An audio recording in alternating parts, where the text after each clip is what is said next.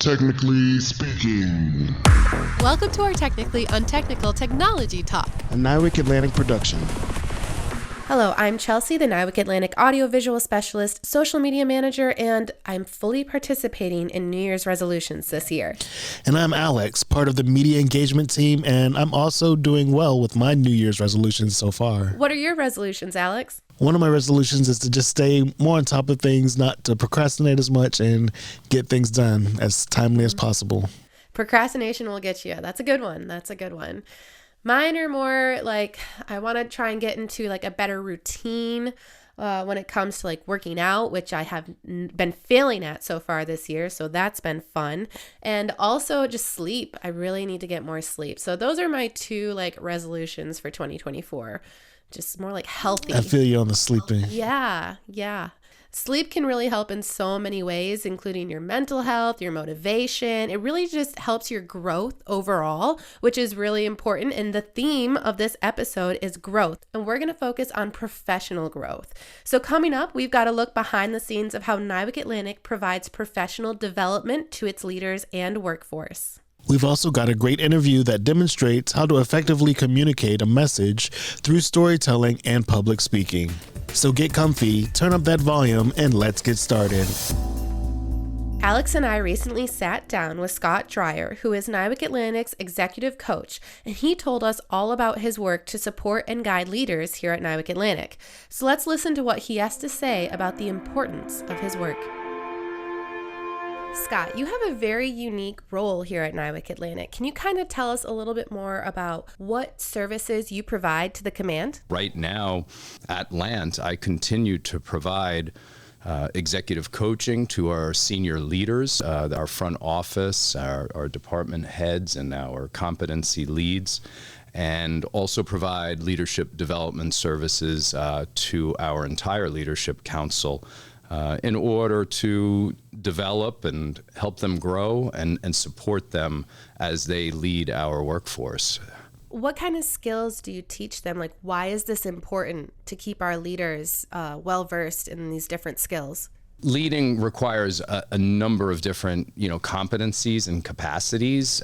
So having a coach to be able to speak to about various things like performance management with employees, communication, setting strategy, conflict management, meaning, how to navigate relationships on a team, interpersonal relationships.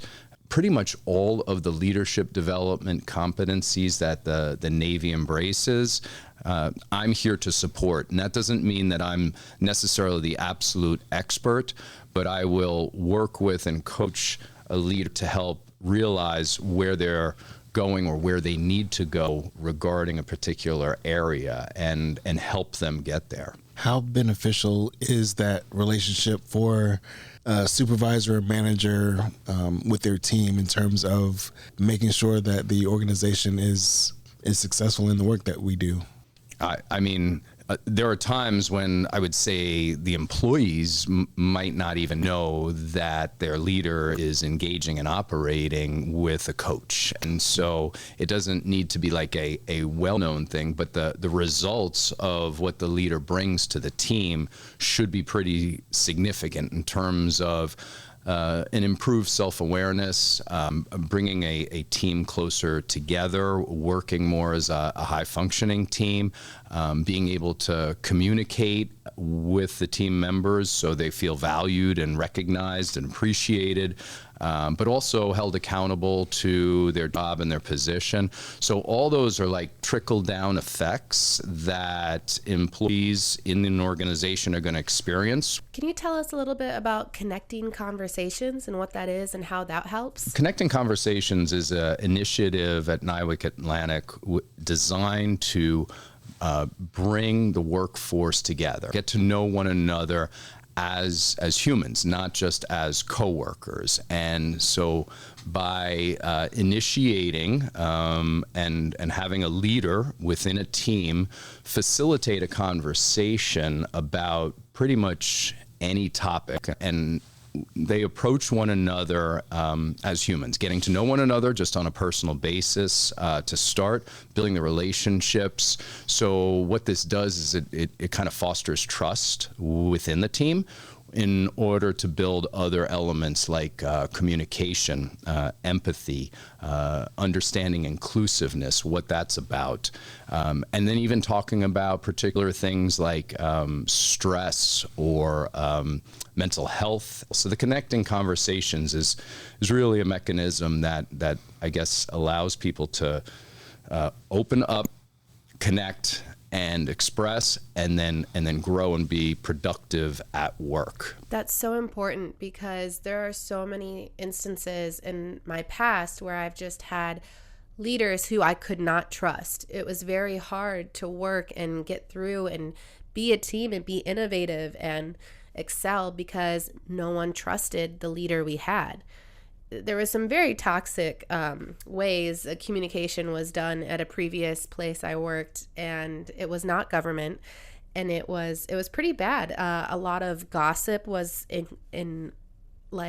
encouraged from our leadership just to get dirt on other employees to be able to punish. It was a horrible situation that I feel like your services were really needed there. Yeah. I mean, that to me that sounds toxic and unhealthy, dysfunctional, right? And what that would result in is folks leaving that team, leaving that manager, potentially and likely even leaving the organization when that type of environment's there. Very high turnover.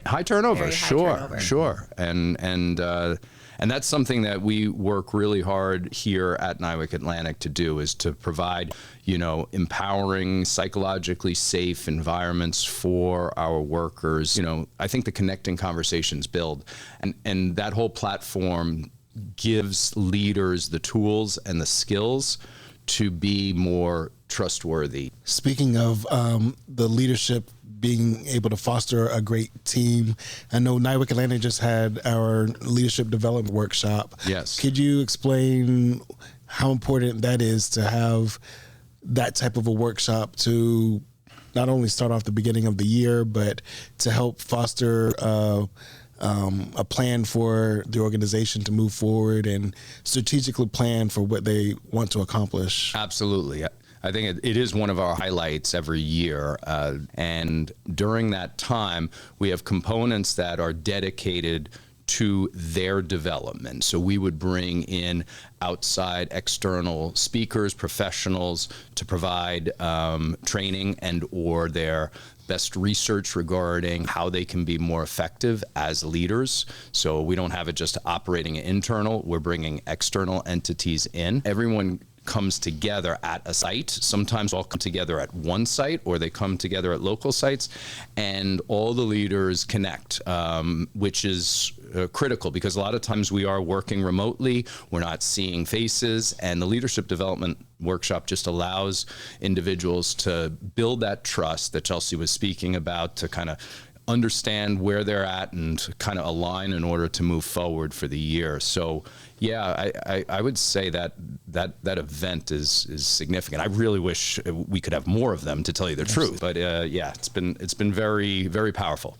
Yeah, it was really great to see everyone come together and just see everyone from the leadership all the way down participating in activities and discussions. So I really enjoy that as being part of the workforce. Yeah, the only thing I regret is that our entire workforce can't join that particular event, but it's just not logistically possible. Exactly. Right? Yeah. Scott, what's some advice that you have received that has really impacted your career growth? That's a good question.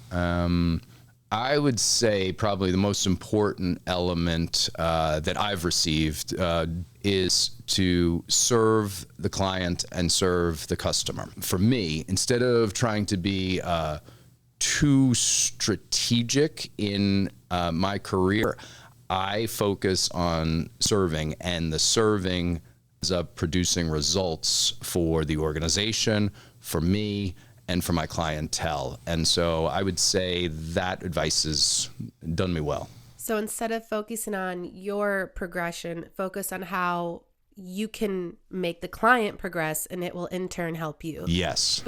Before we wrap up, I thought of one other question for you. Okay. What are the most common problems that you have seen leadership run into that you help them solve to work with their team better?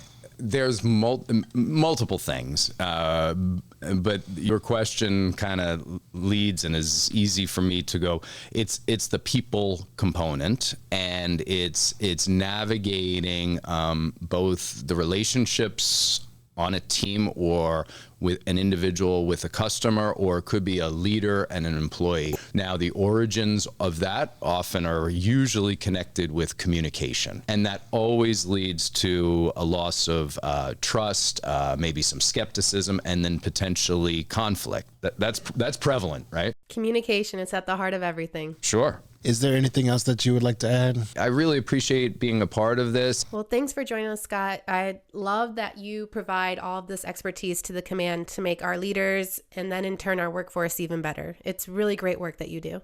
Thank you so much.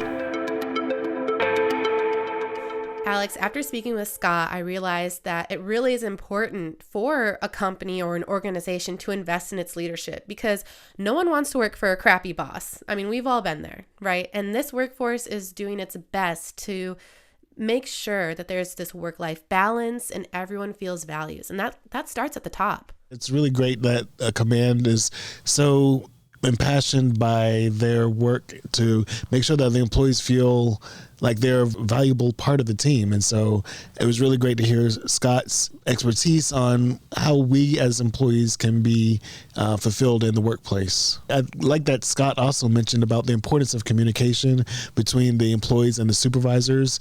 And I also got to speak with one of our coworkers, a public affairs specialist, Kris Patterson, who is part of the NIWC Atlantic Toastmasters Club. And I wanted to get her perspective of how Toastmasters has helped her in her career. Let's take a listen. Kris, thanks for joining me today. We're both Toastmasters and want to get your take on how much it has helped you in your career and your daily life. What has Toastmasters helped you with? Thanks for having me, Alex. I appreciate being here today. Well, I always like to brag about Toastmasters. I think it's one of the best investments any employee can make, not just NIWC Atlantic employees, but anybody, because every single person, no matter what field you're in, you will at some point have to do some public speaking, whether it's standing in front of a crowd of people giving a presentation or just standing up at a meeting and speaking up. So for a very small cost, it's a tremendous investment in yourself. I totally agree. It's been an instrumental part of my career here at NIWC Atlantic, and even outside of the workforce, I've really enjoyed getting those public speaking skills. So I'm grateful for that opportunity. So one of the things you did as part of Toastmasters and even beyond is being part of the Great American Speak Off. Can you talk a little bit about that? From my years of training with Toastmasters, I felt that I had what it takes to participate in the Great American Speak Off, which is an American Idol type show for public speakers.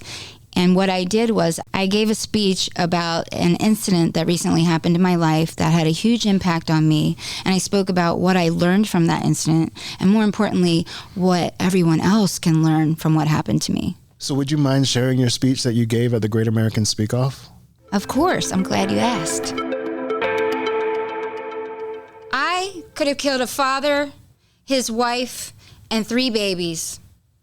But instead, like many of you would have, I chose to swerve. And as my van flipped upside down, I asked God, really? Kris Patterson dies by driving off of a mountain? But I was oddly calm. I knew once I landed, all I had to do was get my seatbelt off. It turns out that when you're immersed headfirst into a river with rapids that want to drown you, it's much harder than it looks on those survival shows. I learned some things that day. 1, always have a way to cut yourself free. 2, back up your life. My belongings were destroyed, including my laptops. I watched my life's work, my writing, my pictures, my memories, all float away. 3, hang on to those you love. Tell them those 3 magic words. And I don't just mean I love you, which I say a lot more often now, But I mean, who in your life right now needs to hear you say, I am sorry, and I forgive you? My seatbelt never came undone that day. I should have died, but I got a second chance. I survived to tell you how I did it and how to save your own life, but more importantly, how you can transform your life before you face your cliff. And I'm here to help you answer this question. What would you do if you knew you only had 2 minutes left? I appreciate Kris for sharing her story. It was very impactful, and I think a lesson that we can all take from in terms of making sure that we make the most out of every situation. Yeah, I was very intrigued by that story, as well as the lessons learned from how she tied in that personal experience to be a part of growing professionally in your communication skills and turning that around to get a message across. I thought that was really clever. So this year we have a change to the podcast. We have decided to introduce a new segment, and that is our military moment. We are taking this time to highlight the active duty military work here at NIWC Atlantic. We may do this through interview features, special event highlights, or by focusing on specific capabilities that our warfighters are testing and creating here at the command. And our first military moment features Senior Chief Alberto Ceja, who speaks with us about his leadership role and how it impacts the mission. My role over at NIWC, so I'm just there to make sure folks are doing their jobs. That's it. I don't deal with apps. I don't work with systems or anything like that. I just lead a group of sailors to ensure that the job is getting done. Absolutely. Everyone needs a leader. Everyone needs someone to help accomplish tasks, keep them on track, or else you can go off and astray, and it wastes time, it wastes money, all of that. So it seems very important that you're involved with ensuring that everyone is completing their tasks in the most efficient way. Yes, we have to make sure that the jobs are getting done, whatever it is, if it's on the fleet, on the ships, or if it's on shore duty, if it's overseas. Just have to make sure that the warfighter is up to date, and if there's anything that needs worked on or anything, they can call NIWC and we can take care of what we need to take care of on our end. How long have you been in the Navy? I've been in the Navy for 23 years. That's a long time. You must be liking it. Yes, I do like it, but it's almost time to quit. Not quit, but pretty much hang up my boots and have somebody else lead. That retirement, is that what you're thinking? Yes, retirement in 3 years. What do you want to do after you retire? After I retire, I just want to enjoy the time I have left with family, of course. Maybe play more golf. Since you're in a leadership role and you're about to retire, do you have any advice for those who may be moving into a leadership role on how to lead, how to maintain productivity within a group? Yes, so we all learn from good leaders and bad leaders. So I would take stuff from good and bad and make that your own. Also, I would find a mentor to kind of ask those tough questions. And lastly, wanted to ask, how did you get interested in serving in the Navy? I never had plans to join the Navy. No one in my family has ever served. I'm the first one. So real quick, I went to take my car in to get fixed, and the technician asked me to come to look at my car because it needed repairs. And I asked him, where did you learn how to do this? He said, I joined the U.S. Navy and I did this and now I'm doing it outside the Navy. So that's how I joined the Navy. Wow, a quick trip to the car, and it influenced you and motivated you to join the Navy. I think that's wonderful. Well, thank you so much for joining us on the podcast today. Well, thank you very much. It was a blessing to be here, and you all have a great day. Same to you. So as always, to learn about anything that we've mentioned in the podcast, we have links in the description, including links to our leadership programs here at NIWC Atlantic. You can also check us out through our social medias under NAVWAR or our NIWC Atlantic website. That wraps up this episode. Thanks for listening. If you have a tip or story that you think should be included in this podcast, please contact us at our public affairs email address, which is listed in the description. Naval Information Warfare Center Atlantic, also known as NIWC, is the East Coast branch of the Naval Information Warfare Systems Command within the Department of the Navy. We develop a range of technologies that provide state-of-the-art capabilities to the United States military.